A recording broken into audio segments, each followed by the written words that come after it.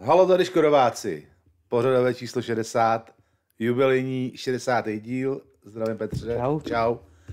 Tak, máme za sebou 2 zápasy, jestli se nepletu. Tentokrát opravdu 2, ano. Tentokrát opravdu 2, s příspěvkem 5 bodů, krásných, zelených, takže se trošku pobavíme o tomhle, trošku natýzujeme věci budoucí zase. Včera jsme měli schůzku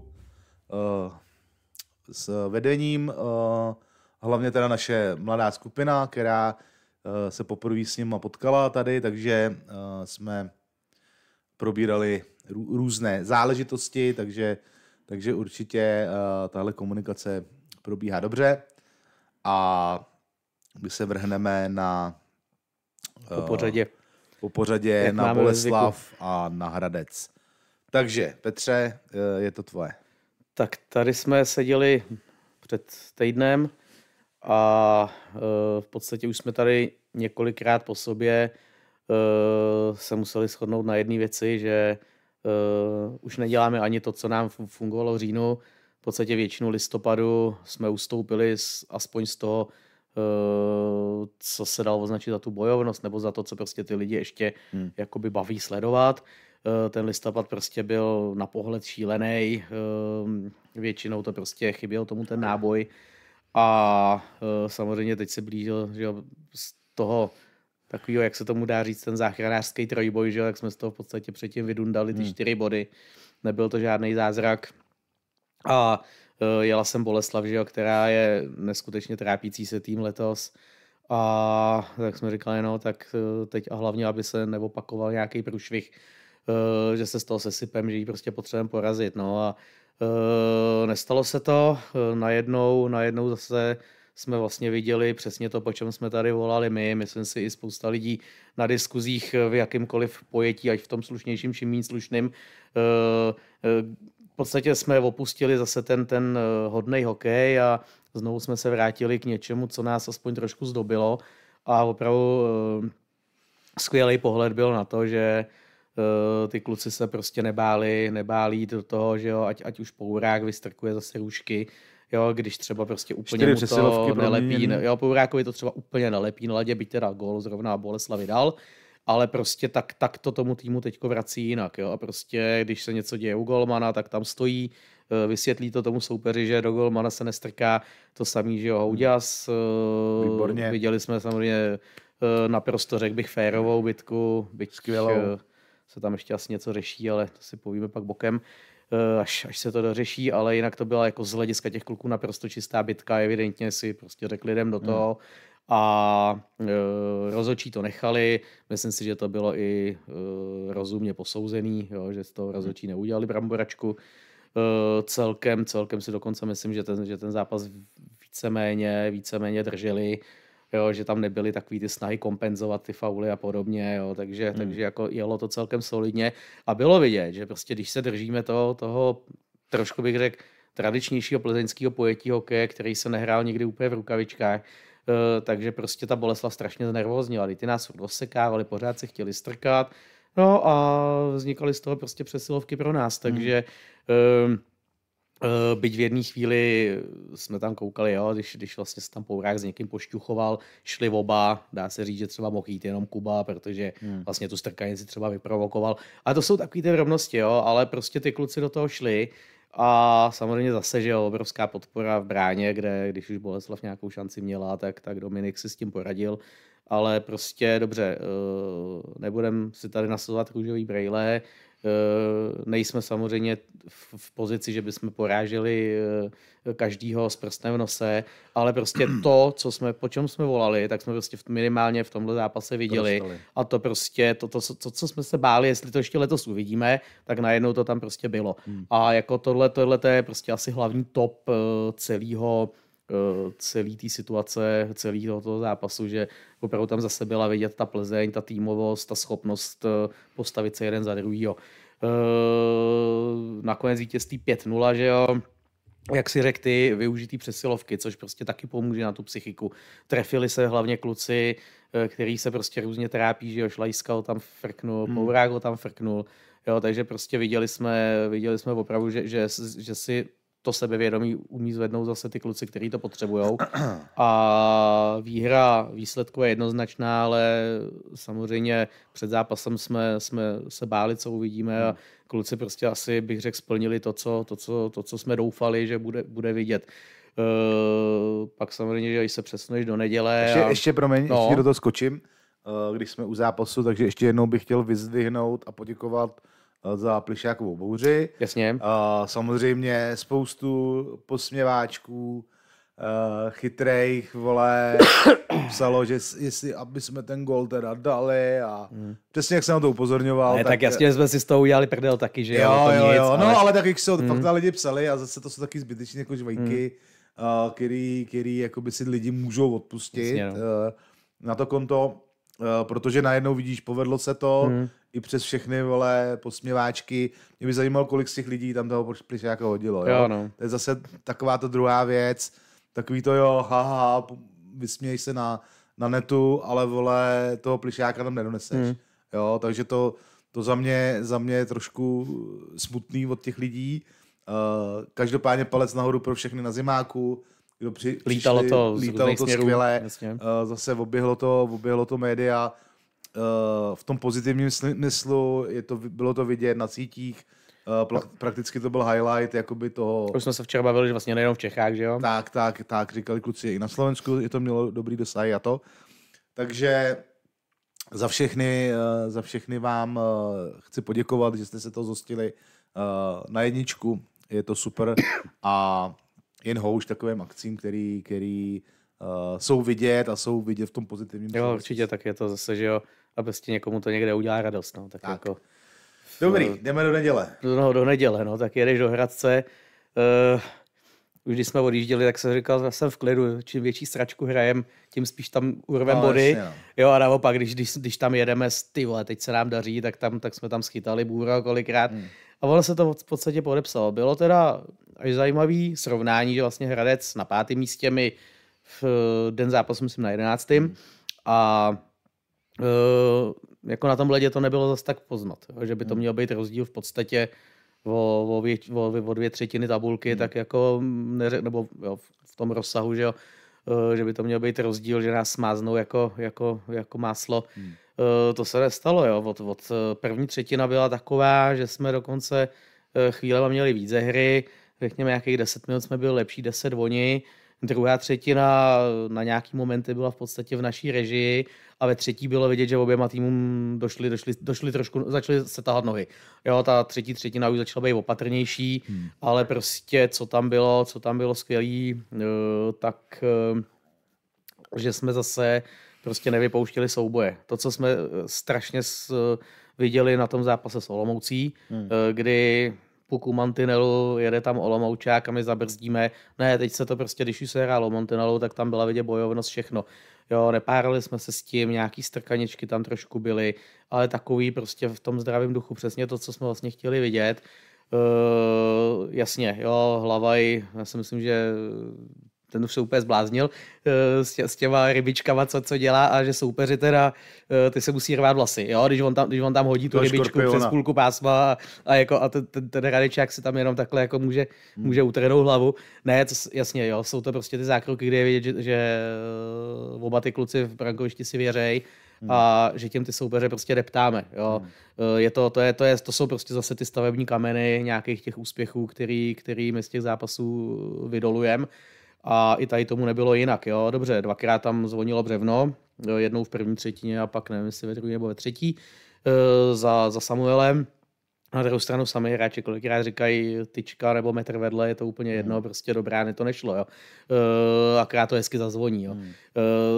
Ale prostě byl tam i ten tlak do brány, chvilkama to samozřejmě pak bylo opatrnější, bylo vidět, že ani jeden z těch týmů nechtějí udělat chybu, bylo to takový to vyčkávání. Ale co bych tam vypíchnul, vlastně byl ten první gól, jo, kdy z opatrného hokeje, my jsme tam vlastně gól dali z Ťukesu, jak z televize, jo, aby se mohlo vysílat. Byť to tam bylo trošičku po jednom náhodném odrazu, a když už chválíme třeba někdy hráče typu Zámka, co odjezdí a podobně, tak bych chtěl, ať si někdo pustí celou tu situaci, jak vlastně vznikla.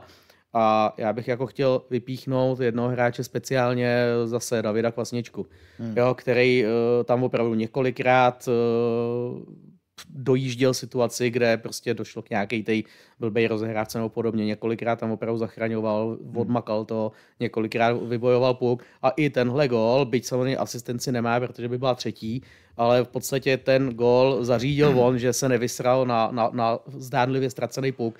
A za mě prostě ten hráč roste nahoru a bohužel u většiny lidí je to odešel Kani.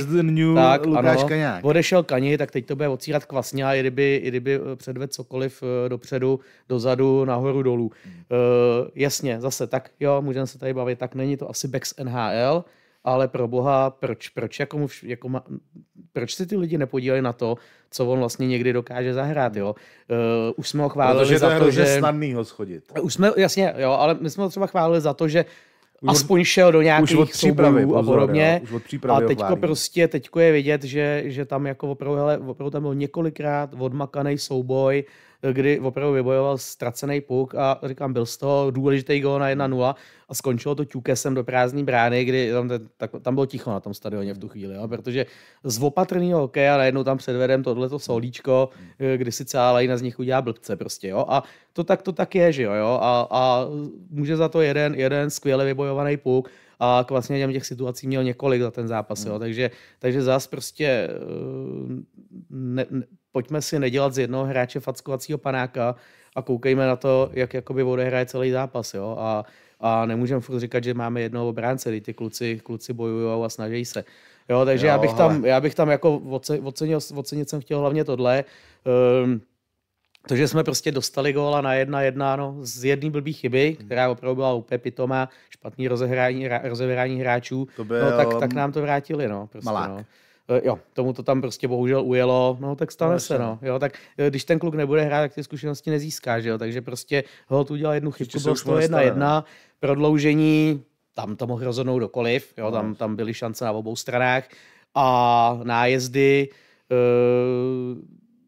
já si myslím, že v Boleslavi si jako asi dost drbou hlavu, co nám sem dali, no, jo. Jasně, no. Boleslav pomohl skolit, že jo, teďko tým vlastně měl jak gól, tak byť mu to samozřejmě připravil do kuchyně Indrák, Polvíčeti a od Kvasni, jo, takže ten dostal nádhernou přihrávku do kuchyně, do prázdný a potom ten nájezd, to byla prostě taková ta florbalová paráda, takový to zadrbání, zakvrdlání a šup tam s tím.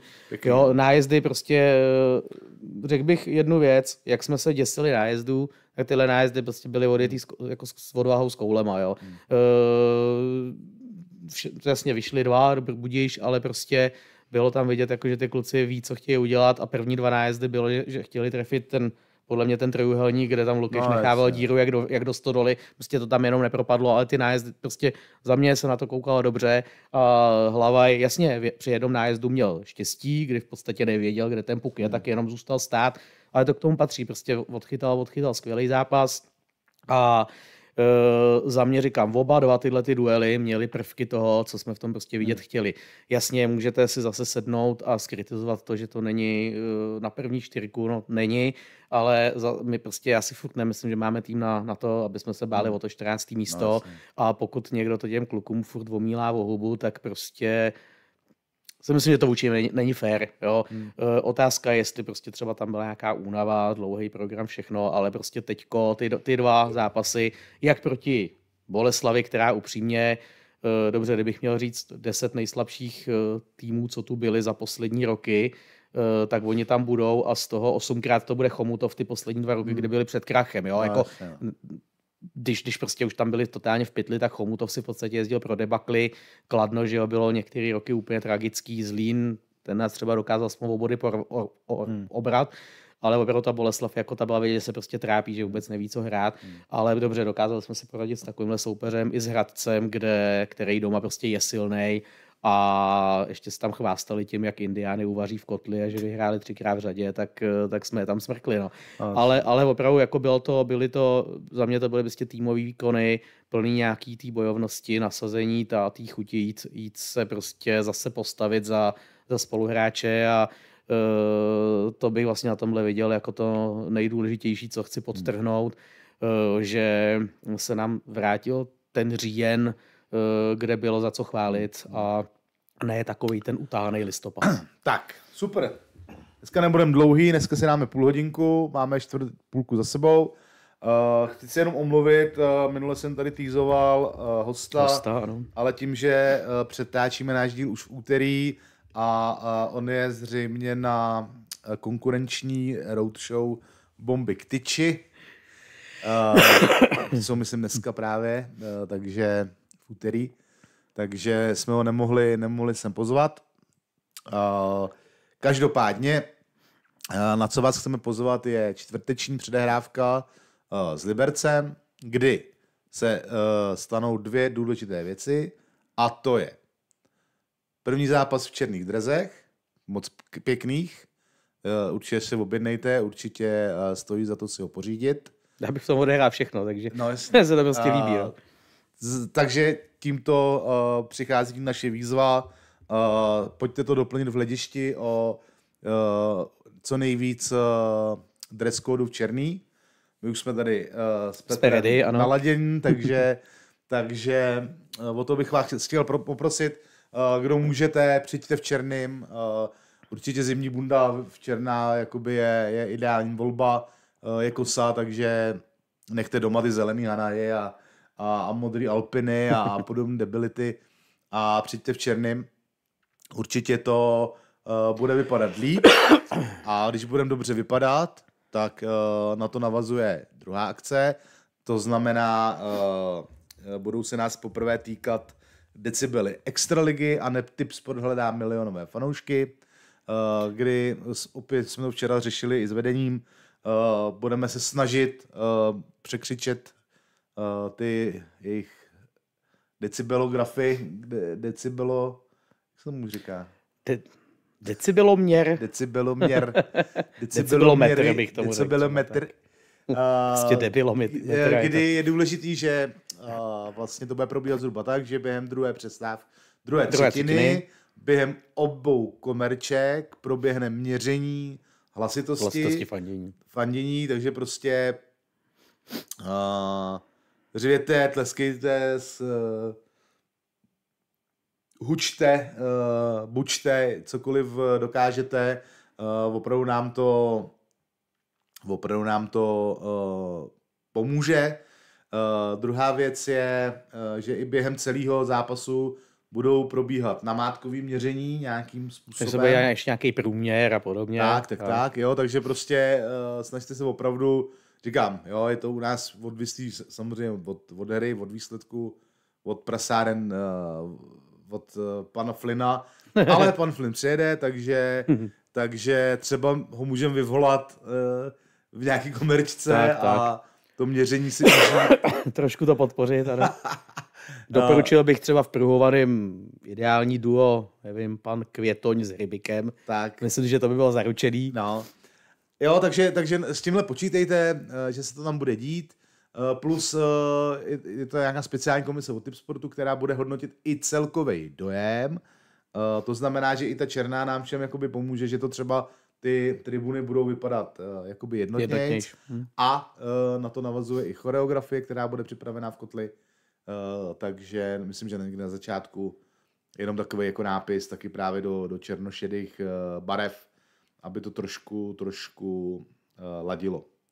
Jo, takže s tím určitě počítejte, s tím bychom potřebovali pomoc od vás, od všech. Takže se k tomu mohli postavit tak, že buď se na to jako vyserem, anebo to nenecháme těm druhým. Takhle bych to asi jako řekl. Hele, Honza Šmucel říká, ty peníze leží na zemi, proč je nezvednout? Samozřejmě byli jsme nejdřív k tomu trošku skeptický, já konkrétně nejvíc. Tyhle akce už byly a většinou to bylo podložený nějakýma kokotinama, když si to řekneme, jak to je. Ale říkám, zase oproti minulému vedení musím říct, že nám byl vysvětlený ten background, to pozadí celé té akce, to, jak oni museli vypsat dopředu, co, na co, za kolik. Jo, opravdu, že to není halabala, dále hledáme, nebo akce, jo, že rozdáme nějaký peníze, ne, Někomu opravdu, jinému, nebo tohle, ano. Opravdu to je i smluvně prostě zakotvený, ošetřený, takže jsme s tím souhlasili a že v tomu klubu vlastně a sobě tomu kotli pomůžeme. Řešíme zrovna aktuálně i změnu nějakého audiovizuálního tam řešení v kotli, takže tu ty všechny věci by nám do budoucna měly pomoct. Takže ještě jednou prosíme, pojďte na hokej, pojďte v černém, připravte si hlasivky, bude to fajn. A nakopeme Flina. A nakopeme Flina. Teda jestli nezjistí ve čtvrtek ráno, že mu není dobře. No. Tak, to je k zápasu. Čtvrtek. Mm-hmm. K zápasu neděle, samozřejmě po fotbale, byste se mohli přijít vohřát na zimák. Přijedou dráčci ze Svince, nám to tady trošku zakouřit, takže určitě přijďte i na tenhle zápas. Přijďte samozřejmě i, a pak už jsou ty Budějce, asi jo, veď? Pak už by měla být to. Pak je repre. Tak. A pak jakoby a pak 22. se blížíme na 22. No. Jo. Jo, takže kupujte 22, 28. Budějce, Sparta, měl by to být zlatý hřeb tohohle roku, jestli se nepletu, tak na tyhle zápasy bývalo vždycky skoro vyprodáno. Kdy víc, že jo, ty lidi mají aspoň trochu toho volného času, dobře, ještě toho 22. třeba ten blázinec, ale pak Budíš, no. mezi že jo, svátkama a Silvestrem, tak většinou tyhle ty vánoční byly docela natřískaný, takže samozřejmě teďko je potřeba, aby kluci ještě třeba aspoň v těch následujících 2 zápasech tomu šli trošku naproti, aby prostě byla i o to větší chutí, že jo, protože samozřejmě můžeme si nalávat cokoliv, ale to větší číslo už vždycky udělají ty lidi, co přece jenom přijdou víc na ten výsledek nebo na tu hru, než že by prostě měli potřebu přijít na každej. Takže je třeba je trošku nalákat a zase i pro nás je to, že bychom se měli pokusit tu atmosféru zlepšovat. Pracujeme na to, máme teď nějaký z posledních dnů nápady, co bychom chtěli zkusit vyzkoušet, jak zapojit víc lidí.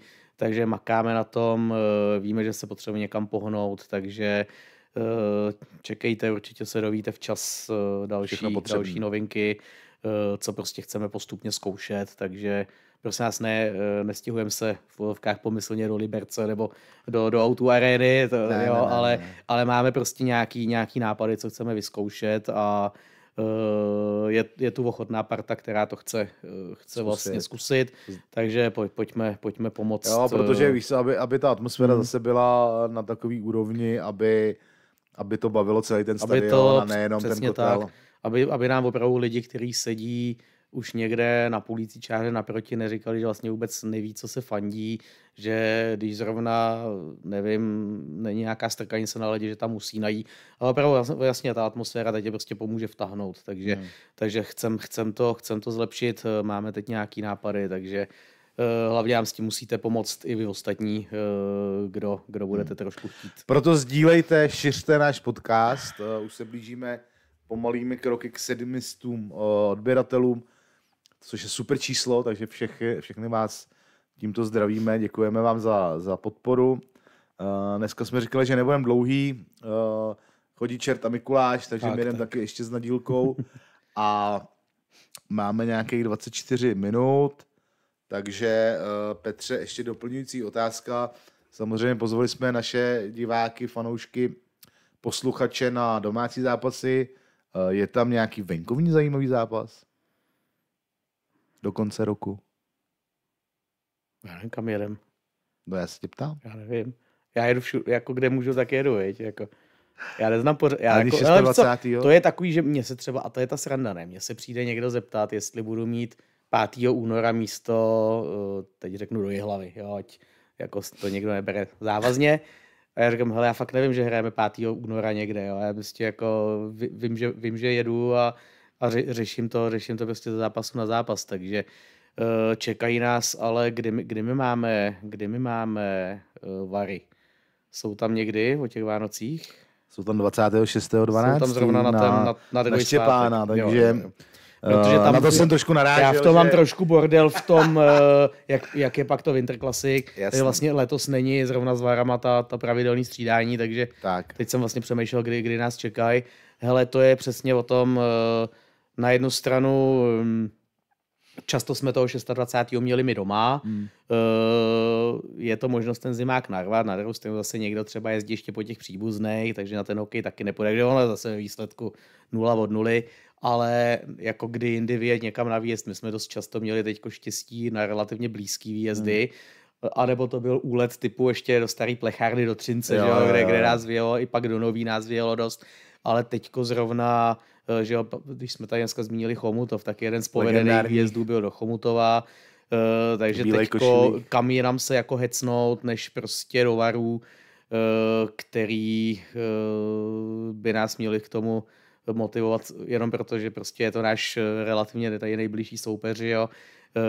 Takže kdy jindy vyrazit než na svátek, dárky už budou rozdaný, takže prostě myslím si, že to je velice dobrá příležitost ten sektor tentokrát natřískat a nedat to tam nikomu zadarmo. Tak. Přesně tak, takže vyhlašujeme do Varu mobilizaci, všichni si to zakroužkujte, zkusíme udělat i nějakou prezentaci na to, takže buďte ready. Hecnout to a prostě zrovna to je, že jo, jak se říká derby, nikdy nemá předem jasnýho vítěze a když tam dokážeme většinou udělat slušnou atmosféru, tak ty kluci to vnímají a určitě se jim bude hrát líp. Ale to bude o 6 bodů zřejmě, takže... Taky jo, oni zase nejsou tak, kde mysleli a měli taky lepší start, než jsou teďko třeba.